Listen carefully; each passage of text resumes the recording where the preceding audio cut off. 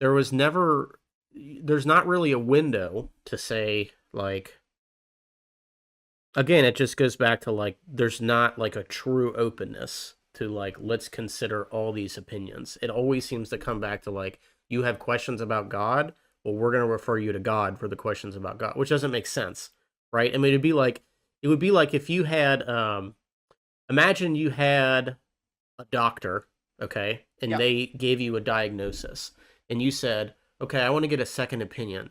And then you go into the next doctor's office and it's the same doctor. Or it's like the doctor's like direct assistant or something. And it's like, well, I'm trying to get a second opinion. I'm not really trying to get, like, you just told me this. So why would you Hmm. refer to my question with the thing I had a question about? That just doesn't make sense. So, in my perspective, to push this further, my perspective Yeah. of this is that you guys actually can't do that because once you start doing that, then I believe that the logical, more scientific arguments for this are just way stronger than the religious arguments from a logical, factual standpoint, and even from a moral and ethical standpoint. I think once someone religious introduces an agnostic sense of morality and introduces them to someone like Christopher Hitchens or Richard Dawkins or Sam Harris, the answer is just like Yeah. incredibly obvious of where you should go. Let me ask you this. This has Yeah. been something that's always really interested me. Why do those things have to be independent of each other? Why do what? Have to be independent of each So other. so like why does a you said an agnostic view of morality. I don't believe that that exists. I don't think you can have morality without something governing the beliefs that you have. And so but what I'm saying is why do they have to be independent of each other? What is you keep Um saying? Why did they? What is the they? What is the one the and the other? the viewpoint of introducing faith into these arguments that you see as secular.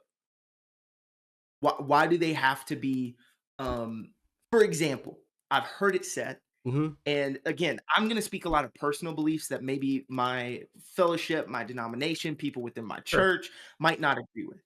Um, I think it's totally plausible to read Genesis 1:1, where it says, "In the beginning, God created the heavens and the earth, and He spoke everything into existence in Mhm. Genesis 1." I think it's perfectly plausible to look at humanity studying the Big Bang Theory and evolution and all of these things, and the very voice of God being what we would determine in our own humanity, in our own finite thinking, Mhm. seeing that and going, ah, this is a bunch of atoms crashing into each other. When in fact, it's the very voice of God that caused all of that. I don't think these two things have to operate independent of each other and talk uh you know what I mean? Like I think faith and science, I think faith in archaeology, I think faith like all of these things can be reconciled. And there's actually a lot of resources out there that Sure. actually do a lot of the heavy lifting.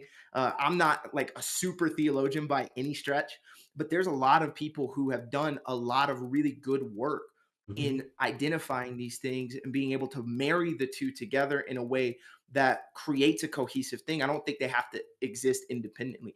Obviously, they can, right?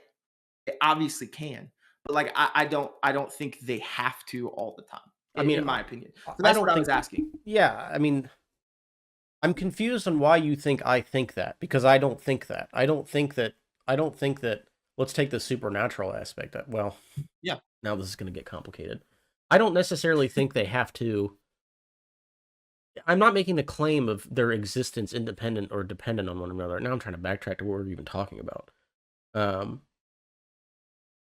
I was simply trying to just state that there are some topics in which they directly contradict. Like, Mm, so if you look at something like the story of Genesis, or let's take people, for example, this is a very common, insane religious view, in my opinion, that the earth is yeah, 5,000 years old, right? If you take that mm, belief and let's say you were trying to teach that to a kid, right, that the earth is mhm. 5,000 years old, and you compare it to science, the science just wins, like, right away. Like, it's not even close. But there are, again, this goes back into that belief system, using that example of the student who was uncomfortable with what I said, Hmm. right? And being okay with having the same belief but coming to different conclusions. I had a guy in college.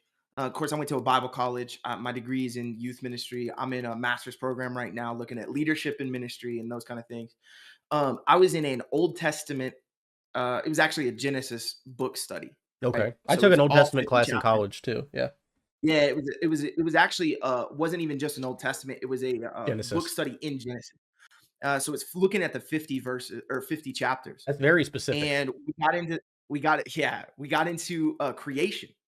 This is an this is a doctorate level professor who had been on multiple archaeological digs in Israel, who spoke fluent Hebrew, like he could read Hebrew and speak it and all this stuff. Yeah.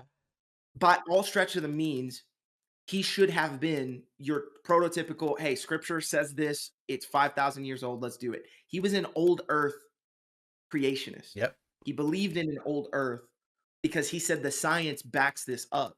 He was fluent in Hebrew. He knew the wording, he knew the phrasing, he knew the sentence structure. He had studied scripture and came to the conclusion it's still this old, even though scripture says these things. And so I think, like, again, there's room for disagreement. There's a spectrum. There are people who take scripture way more literally. Even within our own fellowship in the assemblies of God, there are people who will operate differently, and that's what I think is the beautiful thing about our fellowship. As assemblies is like we are a bunch of sovereign churches, so you can kind of, as long as you have the 16 fundamentals, you can kind of go about some of these other things that we see them as secondary. You know what I mean? And so, like, the means of creation isn't as important as the belief that God did create. And so I do think even within those belief systems, you do have people who can reconcile the two things, and they don't have to be contradictory.